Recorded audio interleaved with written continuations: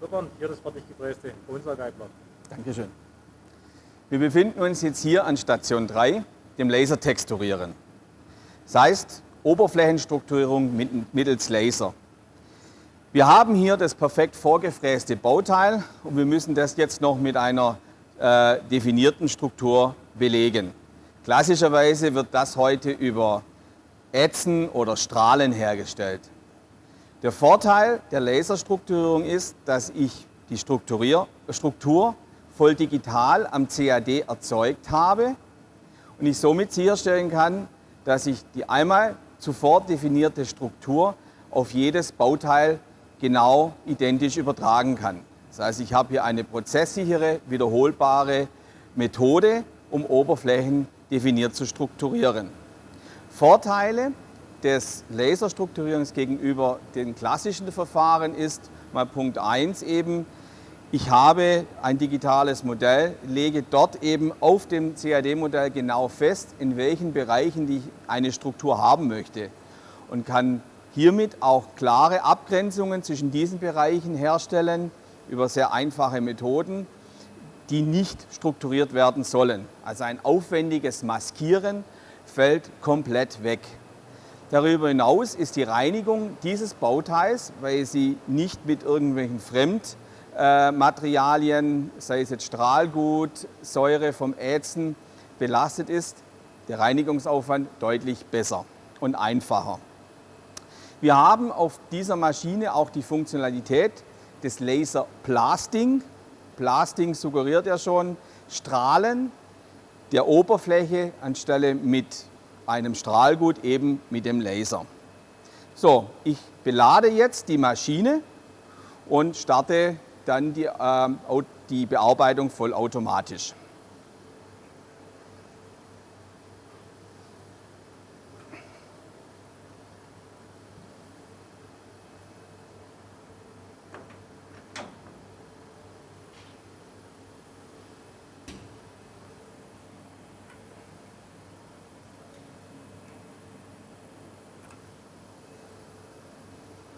Drücke hier auf Identifizieren. Wir haben hier übrigens die gleiche Software, einen Cell Manager, wie auf der großen Automation. Bisschen kleinerer Bildschirm, aber die Bedienung absolut identisch und vergleichbar mit der großen Automation.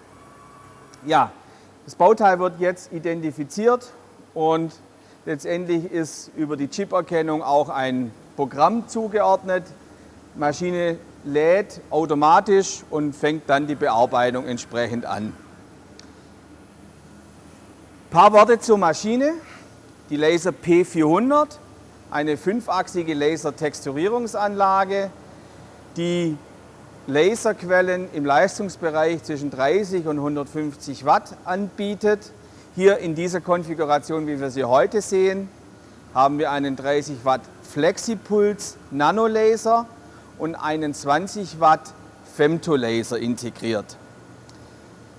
Jetzt haben Sie Nano-Femtolaser gehört. Für die Leute, die noch wenig Berührungspunkte mit der Lasertechnik hatten, lassen Sie mich das nochmal erklären. Wir haben also einen Nanolaser und klassischer Faserlaser und dieser Nanolaser, Faserlaser kreiert uns Laserpulse, die klassischerweise zwischen 2 und 200 Nanosekunden lang sind. Für unsere menschliche Vorstellung sind Nanosekunden schon unglaublich kurz und eigentlich auch nicht zu erfassen. Aber ist es trotzdem noch so, dass die Pulse so lang auf das Material wirken, dass über 50% der Energie jedes einzelnen Laserpulses nicht in den Materialabtrag geht, sondern in Hitze, Wärme übergeht. Und diese Wärme zeigt sich in der Regel eben durch eine leichte Schmelze, Gratbildung an der Oberfläche. Der Femtolaser hingegen ist ein Laser, und das lässt jetzt der Name schon erahnen, der erzeugt uns Laserpulse, die wenige Femtosekunden bis maximal 10 Pikosekunden lang sind. Man spricht auch hier üblicherweise von Ultrakurzpulslasern. Diese Ultrakurzpulslaser machen eben solche kurzen Pulse, bei der nahezu 100% der zur Verfügung gestellten Energie komplett in den Materialabtrag hineingeht. Das bietet eben dann, wenn ich sehr dediziert feine Oberflächen herstellen möchte, sehr große Vorteile. Werden Sie sich vielleicht fragen, Duallaser, also Nano- und ein Femtolaser auf einer Anlage drauf, was soll denn das bringen? Ganz einfach. Mit dem Nanolaser stelle ich klassische Strukturen, Rauheiten her, wie sie beispielsweise auch nach dem Strahlen und Ätzen entstehen. Und mit dem Femtolaser kann ich eben nochmal ganz spezielle Features aufs Bauteil aufbringen.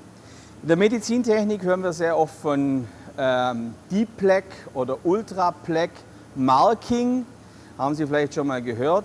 Dabei handelt es sich nicht um eine klassische Beschriftung, Laserbeschriftung, wie man es kennt, wo über Anlassen der Oberfläche eben eine Beschriftung erzeugt wird, sondern hier erzeugt der Femtolaser eine Nanostruktur. Und diese Nanostruktur reflektiert in einfachen Worten gesagt kein Licht mehr. Das erzeugt einen sehr, sehr hohen Kontrast an der Oberfläche und die Beschriftung ist zum einen oxidationsfest, das heißt, da passiert nichts mehr im Nachgang und sie ist unter jedem Blickwinkel immer sehr gut lesbar. Ein weiterer Vorteil, den die Ultrakurzpulslaser mit sich bringen, ist, dass ich mit diesen Laserquellen hydrophobe Oberflächen herstellen kann, aber auch antibakterielle Oberfläche. Und das ist was relativ Neues, was wir mit einem grünen Femtolaser machen. Man kann mit bestimmten Laserparametern in der Wechselwirkung mit dem jeweiligen Material Strukturen herstellen, die eine Vermehrung von Bakterien an der Oberfläche verhindern. Das eben alles vereint auf einer Maschinenplattform. Wenn wir jetzt mal hier die Alleinstellungsmerkmale dieser Anlage zusammenfassen wollen, ist zu sagen, zum einen, wir haben 5-Achs-Bearbeitung. Das gibt es nicht auf so vielen anderen Anlagen. Die Geometrie Ihres Bauteils spielt für uns eine untergeordnete Rolle. Dann haben wir eine volle Automatisierbarkeit.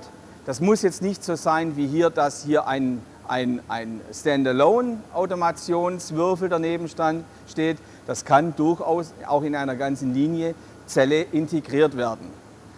Dann haben wir einen voll digitalen Prozess.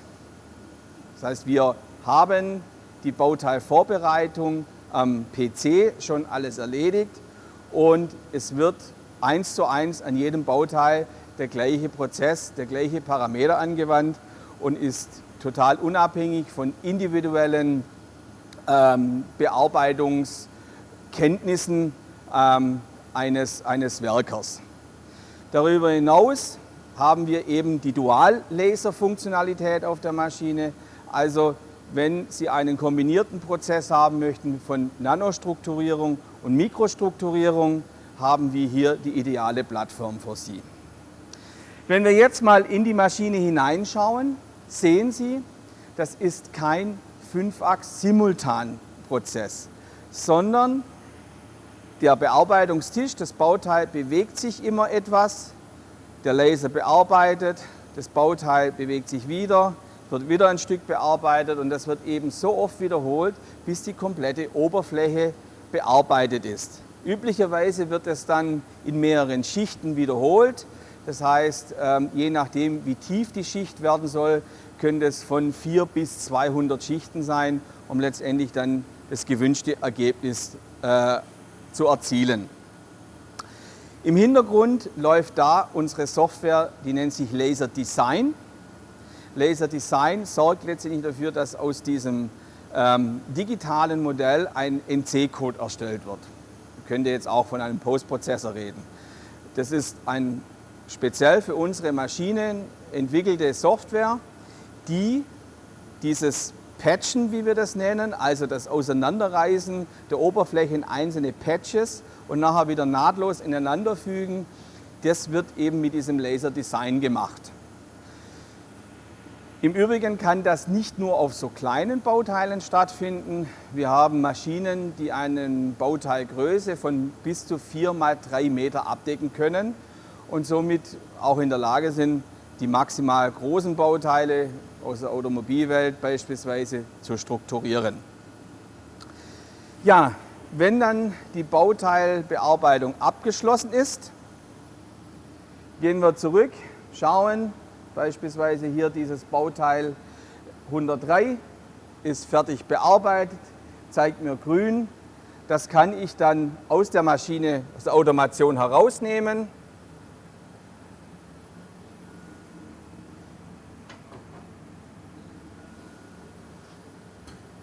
Nehme das und übergebe das dem nächsten Bearbeitungsschritt und bringe das jetzt hinüber.